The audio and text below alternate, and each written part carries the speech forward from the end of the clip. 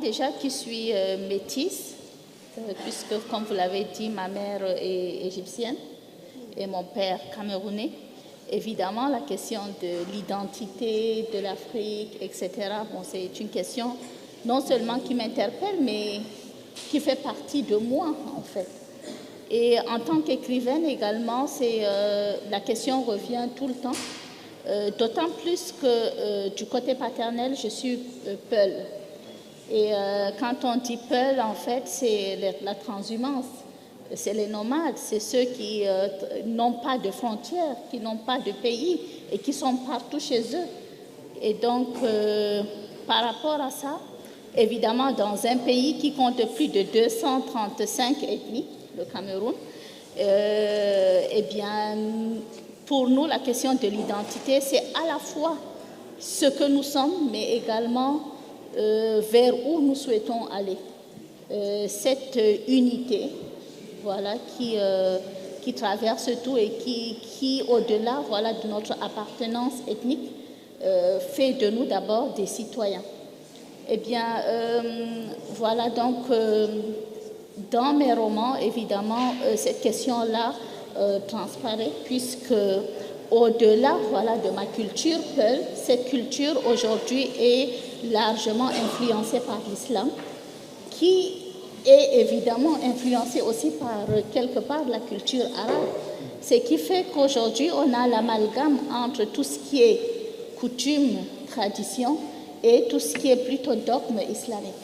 Et donc, par rapport à cela, nous devons évidemment essayer d'éclaircir les choses et de faire la part des choses. Donc, dans les romans, évidemment, on va parler non seulement de notre culture, de notre identité, mais aussi de ce côté-là. Voilà. Donc, pour moi, aujourd'hui, voilà cette question. Plus fort, un peu plus fort. Il faut rapprocher. Ah, d'accord. D'accord. Ah, d'accord. Bon. Donc, c'était quoi la question? La question, c'est qui on est alors?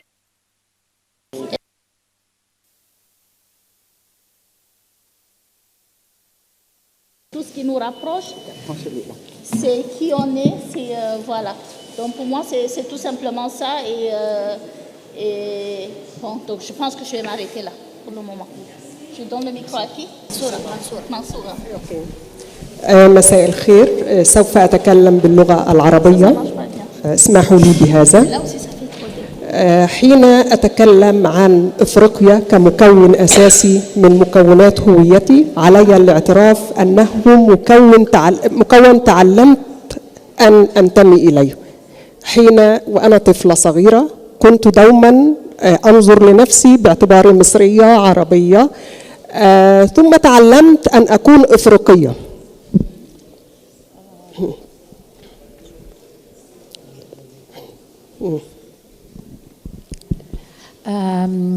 Je vais traduire en français ce que Mansour Azedine vient de dire en arabe. Son africanité, elle a appris à être africaine par ses origines. C'est qu'elle est devenue africaine par tout ce qu'elle a appris à travers son Afrique. كانت إفريقيا بالنسبة لي أرض الغموض والسحر وبالتالي أرض الجمال. Pour elle, l'Afrique était une terre inconnue, une terre de gris-gris, de magie, pour leur dire un peu plus, une terre de magie, une terre qui ne lui représentait pas grand-chose pour elle. بدأ الأمر بالتعرف على حركات التحرر الوطني في إفريقيا ومن خلال دراسة الفترة الناصرية في مصر. Elle a donc commencé à s'intéresser aux indépendances, aux conflits, donc aux indépendances et à la libération de les mouvements de libération, les mouvements de libération, tous les mouvements de libération africains et celui de l'Égypte. يعني كنت مهتمة تحديدا بنكروما الزعيم الغاني كوامي نكروما وباتروس لومومبا. Elle s'était d'abord intéressée à deux noms qui sont Microma et Patrice Lumumba, bien sûr. Voilà, c'était les deux premiers avec lesquels elle a commencé. لدرجة أن رواياتي الأولى التي لم تكتب كانت بعنوان الرقص مع نكروما. Son premier roman qui n'a pas été édité s'appelait Danse avec Nkrumah. كانت فكرة رواية تدور حول شخصية هذا البطل وعن الرابط بين مصر وبينه. لكن حين بدأت الكتابة شعرت أنني غير مؤهلة بعد لكتابة هذه الرواية وتأجلت سنة بعد أخرى. Alors, elle était intéressée à la relation entre l'écrivain et son rapport à l'Égypte. C'est un peu ça.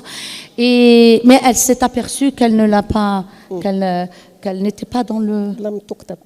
Elle ne l'a pas écrite. Mais pourquoi vous ne l'avez pas écrite?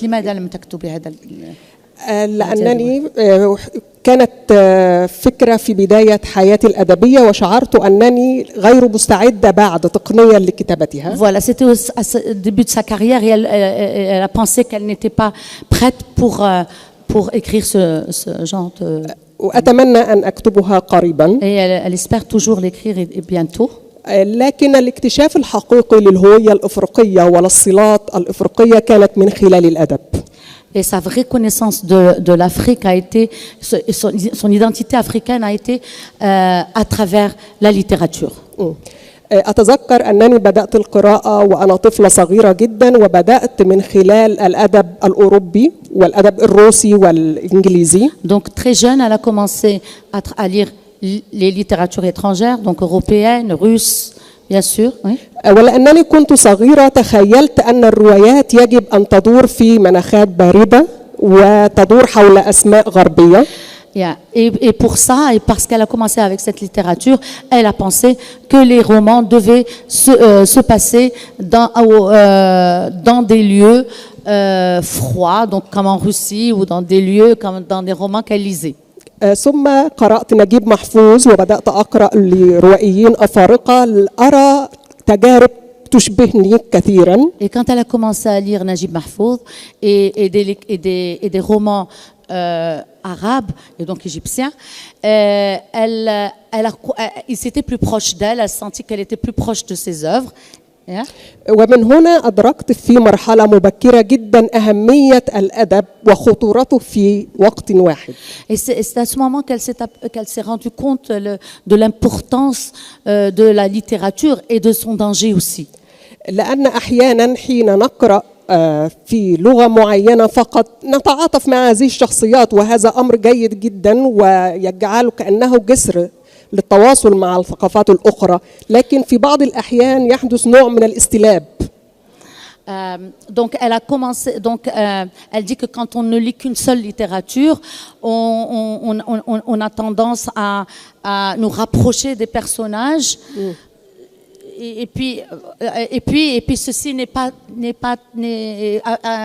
négatif, c'est-à-dire n'a pas que des avantages. حين كنت أقرأ روايات أوروبية عن أفريقيا وعن مصر كنت أفاجأ بالصور النمطية أحيانا كثيرة وبالاختزالات عن هذه الشخصيات وعن هذه الثقافات.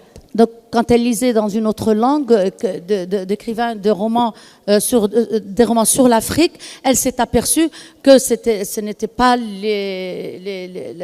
les bonnes descriptions, les bonnes... oui. لكن حين أقرأ لكتاب ينتمون لهذه الثقافات وحين أكتب عن مجتمعي أرى أن الأمر مختلف تماما. Mais quand elle a commencé à lire sa littérature, à elle, arabe, elle s'est aperçue que la situation était totalement différente de celle qu'on من وجهة نظري فيما يخص مسألة الهوية أن الهوية هي عملية قائمة على ابتكار الذات. على ابتكار. Ah oui. Alors, elle s'est aperçue que l'écriture et que le roman, c'était une invention, mais une invention de soi, une invention de soi. Oui. والكاتب تحديدا يخترع ذاته ويبتكرها كأنها عمل فني يقوم به. بكتابته. Et que l'écrivain, en parlant de lui, considère ce qu'il fait comme يعتبرها كأنها عمل فني. comme voilà, une œuvre, comme une œuvre artistique. وبالتالي فهويتي بكل عناصرها بما فيها العنصر الإفريقي هي هوية مختارة بالنسبة لي وأساسية. Et pour cela, pour elle, l'identité africaine est une identité choisie, qu'un écrivain choisit. Je lirai mon texte à la fin, mais rapidement et clairement et franchement, je pense que les Arabes n'ont pas pensé l'Afrique, ils ont pensé la séparation avec l'Afrique. Je pense que l'Afrique du Nord, et là je me positionne comme maghrébine et spécifiquement comme tunisienne, je pense qu'on a méprisé, esclavagisé l'Afrique subsaharienne. On en a fait une sorte de caricature sexuelle et on a même, on s'est servi parfois du noir pour en faire une sorte de doublure pour l'arabe, le maghrébin.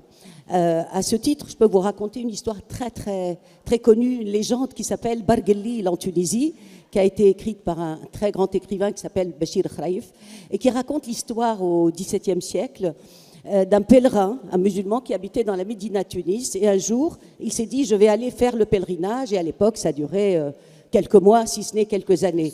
Et donc, il a pris tout ce qu'il fallait pour sa femme, il l'a laissé à la maison avec interdiction de sortir.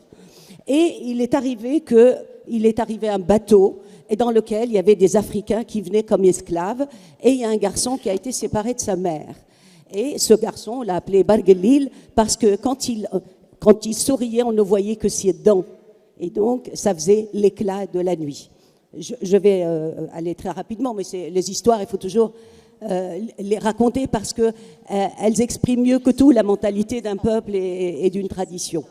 Et donc, ce jeune garçon qui travaillait chez un shir de la Médina, il adorait la musique et le soir, il s'amusait à taper sur les fioles, etc. Et cette femme qui en avait marre parce que son mari n'arrivait pas, voulait sortir à tout prix. Un jour, elle est montée sur la terrasse, il y a toutes les terrasses de la Médina, et tout d'un coup, elle regarde et elle entend de la musique et elle voit ce garçon et elle sourit, il sourit, et puis c'est tout. Et puis le mari revient et on lui dit, ta femme, elle était sur la terrasse. Et donc, alors, il lui a dit la formule que vous connaissez tous, talaq, talaq, talaq, 3 fois, c'est-à-dire qu'elle était divorcée. Or, en islam et en Tunisie, il y avait cette astuce qui consistait à, quand on se repentaille, on se dit on reprend quand même sa femme, eh bien on ne la reprend pas n'importe comment puisqu'on a prononcé 3 fois le mot talaq. Donc la procédure, c'était de lui faire épouser un homme juste une nuit. Et là, on se servait du noir comme doublure du mari. Et donc, on faisait venir l'imam et il l'épousait la nuit. Et le matin, il devait dire à son tour talq et la rendre à son mari. Et le jeune garçon, il passe la nuit avec elle, il tombe amoureux d'elle, elle tombe amoureuse de lui, et ils le retrouveront plus, il s'enfuira par les terrasses. Ça, c'était donc pour vous dire, voilà une image qui explique comment, parce qu'on l'a dévirilisé le noir, mais en tant qu'eunuque, etc., mais on l'a aussi utilisé comme doublure. Tout ça pour dire quoi ?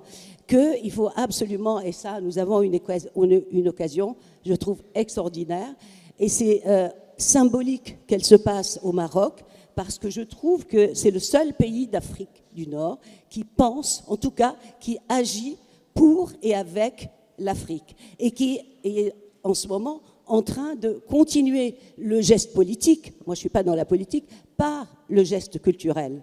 Et je remercie vraiment les organisateurs de nous permettre aujourd'hui de repenser l'Afrique, de refonder l'Afrique. C'est le moment ou jamais pour le faire.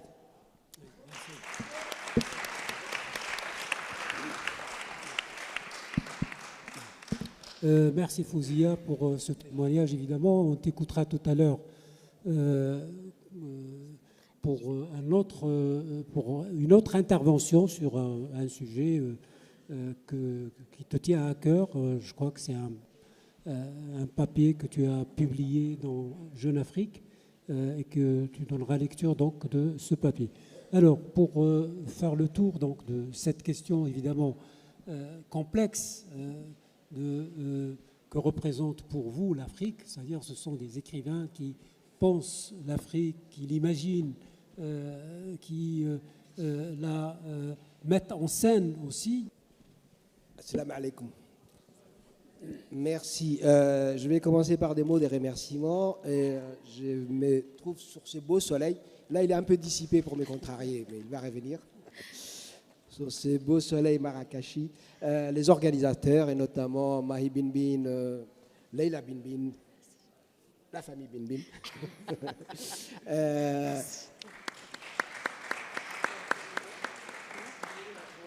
Mon frère Banormand, Youssef Adjaraï et toute l'organisation. Et en même temps, j'ai donc après les remerciements, la joie d'être en compagnie ici dans un pack féminin, on va dire, en commençant par Fawzia, Amal, Mansoura, Leila et Maati, que je connais depuis un certain temps. Et donc voilà, je suis dans cet aéropage, j'en suis très heureux. J'avais retenu aussi quelques mots comme Atazadi, la résonance et l'invention de soi que disait Mansoura, pardon. Et je pense que c'est peut-être par là que je continuerai. L'Afrique n'est pas une donnée en soi, c'est aussi une part, c'est à la fois une archive, un imaginaire, c'est aussi quelque chose qu'on doit créer nous-mêmes, les uns et les autres, individuellement et collectivement. On n'est pas africain d'ailleurs, on peut naître d'un pays, d'une région. On connaît souvent les voisins, les Algériens connaissent les Marocains et les Tunisiens, mais ils ne connaissent pas les Zimbabwéens, vous voyez. Donc cette archive, ce qu'on appelle archive, cet imaginaire-là, on l'apprend à l'école, on l'apprend par les arts, on l'apprend tous les temps de la vie, si j'ose dire. C'est ce que j'appellerais, comme disait Mansoura tout à l'heure, une invention de soi et une récupération de tout l'imaginaire et de se dire. D'ailleurs, ce qui était très beau à la Coupe du Monde, on voyait, la dernière Coupe du Monde, on voyait progressivement les Marocains devenir les représentants des Africains et les Africains du Sud, enfin des Noirs, on va dire l'Afrique subsaharienne, s'identifier. Et on avait là l'occasion, un fait mondial qui montrait que par-delà un peu nos petits problèmes d'histoire, etc., on peut se réconcilier. Un événement comme ça était une espèce de plateforme pour dire notre imaginaire commun, notre histoire commune et notre archive commune. Ces histoires-là passent aussi par la politique, par la langue, etc. Par exemple, Djibouti, en tant que Djiboutien, je suis assez proche de l'Égypte et quelqu'un comme Jamal Abdel Nasser était pour nous aussi important que Lumumba, par exemple, vous voyez, parce qu'on a à mi-chemin de ces imaginaires-là. Donc, je suis devenu pleinement africain, comme tu le disais, nomade, par les aléas de la vie, et c'est en dehors du continent qu'on devient d'ailleurs pleinement africain. C'est en étant en Normandie que je me suis dit, parce que quand on est en Normandie, quand on est à l'extérieur, les gens ne connaissent pas Djibouti, ils me disent, toi l'Africain, ou pourquoi Bokassa il ne fait pas ça. Au départ, je disais, mais pourquoi il me parle de Bokassa, moi ou Bongo, vous voyez, pourquoi il me parle de Bongo. Après, j'ai compris qu'en fait, il parlait, je devenais par vers moi, enfin, l'Africain du coin où j'étais, ou en Normandie ou ailleurs. Donc, en fait, l'archive, je l'ai accueillie et je l'ai récupérée. Et maintenant, je suis de plus en plus, évidemment, d'une certaine manière et d'une manière culturelle panafricaine. J'ai même écrit un roman qui s'appelle « Aux États-Unis d'Afrique » où j'envisageais le continent comme une seule entité, où les présidents étaient un Sud-Africain et les premiers ministres un Berbère. Donc voilà, l'Afrique, il faut la construire ensemble tout le temps. Est-ce que ton discours... dans tes romans, est-ce que tes romans sont lus dans les lycées? Est-ce que les jeunes filles sont sensibles à ce que tu as écrit sur les femmes?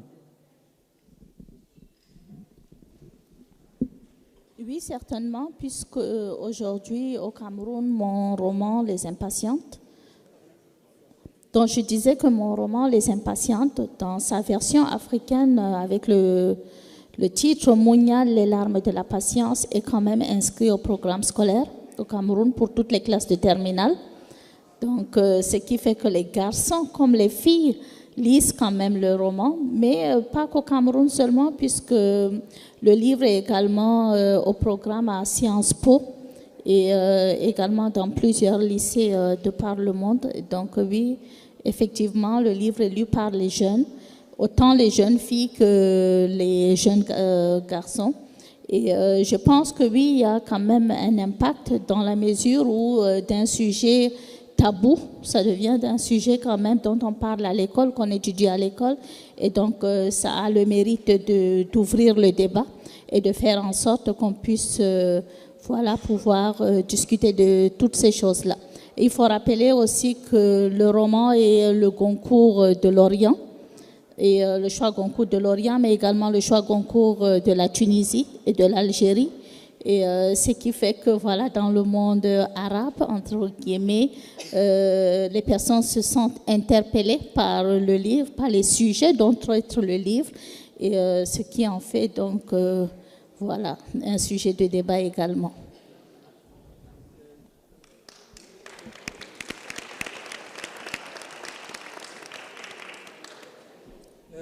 Mansoura, dans ton dernier roman, Basra, est-ce que tu voulais réhabiliter cette ville meurtrie par la guerre, par la violence, en faisant une incursion dans le passé pour montrer que Al-Basra était le berceau des savoirs et de la culture arabe. نعم يعني في 2003 حين حدث الاعتداء على العراق وغزو العراق وما تلاه من جرائم متعددة كثيرة جدا 2003 حين حدث غزو العراق وما تلاه من جرائم متعددة يس في 2003 اوكي اظن انها كانت في 2003 اوكي في elle dit qu'elle a écrit ce livre après l'invasion américaine en Irak en 2003 وما تلاه من جرائم متعددة avec tous les crimes qui ont eu lieu en Irak. أتذكر أن المسؤولين الأمريكيين كانوا يتكلمون عن العراق باعتباره أرض غير مهمة وكأنها اللامكان. Elle dit que les invaders, que les responsables américains ne prenaient pas du tout en considération l'Irak, que pour eux c'était une terre sans aucune importance. حتى أن ديك تشيني وقتها الوزير الأمريكي ديك تشيني تكلم عن أن هذه منطقة غير مهمة على الإطلاق بلا اسم. Et puis Dick Cheney elle dit qu'elle avait entendu Dick Cheney dire que cette région n'était pas importante du tout. متناسيا أن العراق هو مهد حضارة من أولى الحضارات في العالم. En oubliant que l'Irak est le berceau des civilisations. وأن الكتابة نفسها بدأت في العراق. Et l'écriture même a commencé en Irak. فيما يخص اللغة العربية والثقافة العربية، البصرة مدينة البصرة هي مدينة عظيمة ولها دور مؤسس في التراث العربي سواء من ناحية الفلسفة أو الفكر أو اللغة. Concernant l'arabe, Al-Basra était une ville très importante concernant l'arabe, la philosophie, la langue arabe, la philosophie, les sciences, était une ville très importante.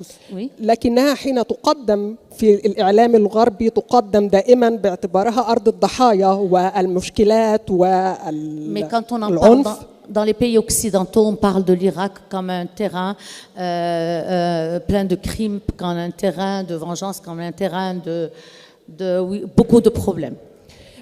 في بساتين البصرة قدمت الصورة هي الأقرب لتراث هذه المدينة وتاريخ هذه المدينة العريقة. Dans les jardins de Bassora, elle présente une très belle image عن تاريخ البصرة وأهميتها. Il y a sur l'importance de Bassora. لكن علي أن أعترف أن المسألة لم تكن بهذه الطريقة الآلية أو كطريقة للرد. Et puis que la manière n'était pas automatique pour elle. C'est-à-dire, oui. لأن الكاتب حين يكتب بهذه الطريقة يكون كأنه مجرد موظف علاقات عامة يسعى لتصوير صورة معينة. Parce que quand un écrivain écrit, il semble qu'il veut juste donner une image quelconque voilà, d'un lieu et pas une réalité. وأنا لا أحب أن أكتب بهذه الطريقة. Et elle n'aimait pas écrire de cette manière. أنا مهتمة باللغة العربية القديمة، مهتمة بالتراث العربي، بالفلسفة الإسلامية. Elle était très intéressée par l'arabe, par la langue arabe, par tout ce qui concernait la langue et par la philosophie islamique. وهذا الاهتمام يعني ظهر بصورة فطرية وأنا أكتب عن هذه المدينة التي أحبها كثيرا. Et puis c'est venu d'une façon innée de sa belle écriture est venue de cette d'une manière qu'elle ne contrôlait peut-être pas, et dans la description de tout cela dans son livre. وأيضا أردت أن أنظر نظرة نقدية للفكر الإسلامي والتاريخ الإسلامي. Donc, elle voulait parler de cet islam avec une pensée critique. يعني وأتساءل كيف ندور في هذه الدوائر المغلقة طوال الوقت، نعود لنفس المشكلات. Et elle ne comprend pas pourquoi on revient toujours au même problème. Pourquoi on est obligé de commencer de vouloir parler de quelque chose que les Occidentaux ont malmené, ont mal décrit, ont mal voilà. فالمشكلات التي كانت في هذا العصر القديم في البصرة لا زلنا نعاني منها حتى هذه اللحظة وبصورة أعقد. Et elle dit que c'est le même problème, cette image qu'on avait de Basra ancienne, c'est la même qu'on a aujourd'hui, c'est le même problème, c'est le même souci de vouloir en parler comme elle était vraiment et pas comme on la dessine. وبدون هذه النظرة النقدية وهذه المساءلة للذات يعني أظن أن الكتابة تكون بلا معنى. Elle nous dit elle nous dit que sans cette écriture critique, cette pensée critique, l'écriture n'a aucun sens. المسألة مركبة عموما. Le problème est complexe. La question est complexe.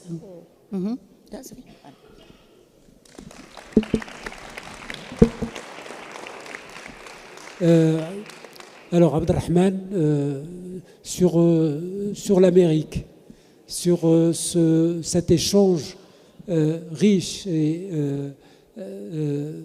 prometteur, puisqu'il est éclairant à plus d'un titre entre toi et Alain Manco sur les États-Unis, sur les cultures africaines et ce besoin de renversement aussi des pôles géographiques, comme tu l'as fait d'une manière exceptionnelle dans ton roman Les États-Unis d'Afrique, que je trouve l'un des meilleurs romans qui est écrit avec sensibilité et en même temps avec beaucoup d'humour.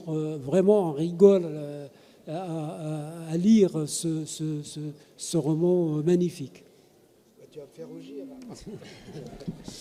Je disais, vous allez me faire rougir parce que Jean-Marie Leclésio avait mis aussi une couche hier. En fait, les dialogues culturels ont toujours été là. Dans les panels précédents, on parlait de la relation entre culturelle et de l'imaginaire entre l'Afrique d'une part et les mondes noirs des Caraïbes et Maurice d'autre part. Et ça, c'était le débat tout à l'heure, mais les relations entre l'Afrique continentale et le monde noir nord-américain sont aussi avérés depuis longtemps. Par exemple, il y avait beaucoup de jazzmen noirs qui venaient au Maroc taper la musique avec les Gnawa, par exemple. Donc on voit bien que ce désir de communication, il a toujours existé de part et d'autre. Et nous autres, plus récemment, aussi reprenons ce que nous ont donné les Chester Himes, le Richard Wright, les James Baldwin, etc. Par exemple, Alain Mabonko a écrit un livre sur James Baldwin qui est sous forme de lettres. Plus récemment, on a fait aussi un dictionnaire de culture africaine et on a un projet aussi de culture nord-américaine d'une manière pédagogique, comment montrer les liens qu'il y a entre les Noirs des États-Unis, on va dire, qui considèrent en partie la mer, l'Afrique comme une terre-mère, et nous d'ailleurs, jeunes Africains, ou moins jeunes Africains, mais déjà Africains du continent, qui rêvons. Par exemple, combien d'entre nous, je parle ici au Maroc, n'ont pas rêvé de musiciens noirs, de rappeurs noirs, etc. Donc les échanges culturels vont toujours dans les deux sens, et la culture a toujours été quelque chose de mouvant, d'impur. C'est un espèce de continuum permanent, c'est un magma continuum permanent. Et les séparations, les oppositions ne sont que de vue de l'imaginaire. Donc ce qu'on fait, Alain Mabankou et moi, c'est ce qu'a fait Baudouin en venant en Europe et en discutant avec les Noirs. D'ailleurs, quand Baudouin venait en Europe, il disait, mais les Français me reçoivent bien, mais qu'est-ce qu'ils maltraitent les Maghrébins, voyez, parce qu'il voyait comment ce qu'on appelle là-bas les Arabes étaient maltraités. Donc cette fraternité, cette fraternité des humbles, cette alliance des pauvres, elle a toujours existé, elle existe souvent par la culture. Donc nous continuons ce qui a été déjà tracé par d'autres. Je voudrais également citer ce livre magnifique que tu as consacré à Gilles Scott Heron. Est-ce que tu peux dire un mot Alors, maintenant que j'ai vu depuis un peu plus de 10 ans aux États-Unis, 12 ans, j'avais imaginé un musicien noir d'ailleurs qui a existé, qui s'appelle Gilles Scott Heron, qui est à mi-distance entre ce qu'on appelait les bebop et les hip-hop. Et c'est un espèce de grand frère ou de fils à Archie Shepp, tu vois, donc quelqu'un qui venait souvent à Paris. Et en fait, c'est vraiment biographiquement, quand Gil est mort, j'étais à Paris et j'habite pas très loin de la salle du New Morning dans les 10e. Et il venait jouer au New Morning, tenu par une famille égyptienne. Donc ça nous rapproche de ce qu'on disait, une famille d'origine égyptienne devenue française. Et Gil venait là. Et le jour où j'ai appris qu'il était mort, je me suis dit, je vais faire un hommage sur quelques feuillets, comme on dit, dans la presse. Et finalement, ma part des romanciers a pris le dessus et j'ai commencé à me dire, mais quelle serait la meilleure manière de raconter la vie de Gil? Est-ce qu'il faut la raconter par sa mère, par sa grand-mère, etc. Donc c'était un hommage pour un homme magnifique qui était à la fois un artiste de talent, mais qui était aussi une âme sensible. Pour donner juste un exemple, ce qu'on appellerait aujourd'hui un militant écologique, par exemple dans les années 70, 80, il était contre la prolifération nucléaire et il faisait par les pianos, n'est-ce pas, et la musique, il faisait des concerts contre le nucléaire et certains des Noirs lui disaient « mais laisse ça, c'est un combat de Blancs ». Donc on voyait bien comment il était en avance et combien aujourd'hui le nucléaire va toucher aussi bien les Noirs que les Blancs. Alors, on passe la parole maintenant à Fouzia Zouari qui va clore cette table ronde pour donner lecture à un texte qu'elle a publié dans Jeune Afrique et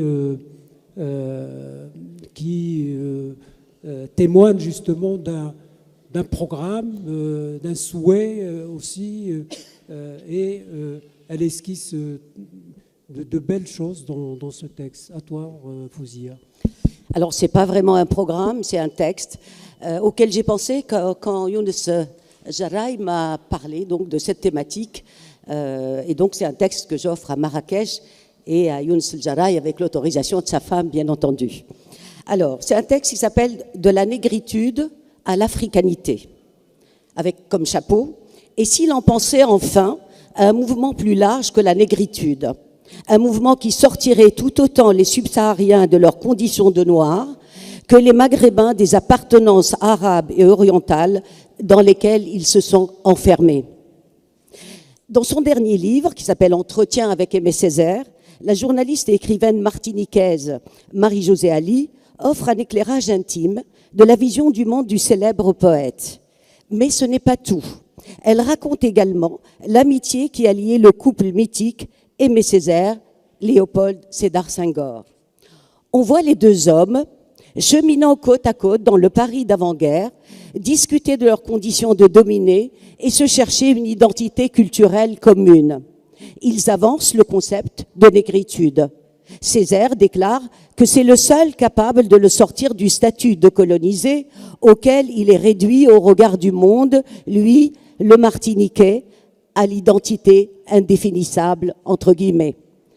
Senghor écoute, Senghor sourit. Il est enraciné, lui, dans le continent comme un baobab.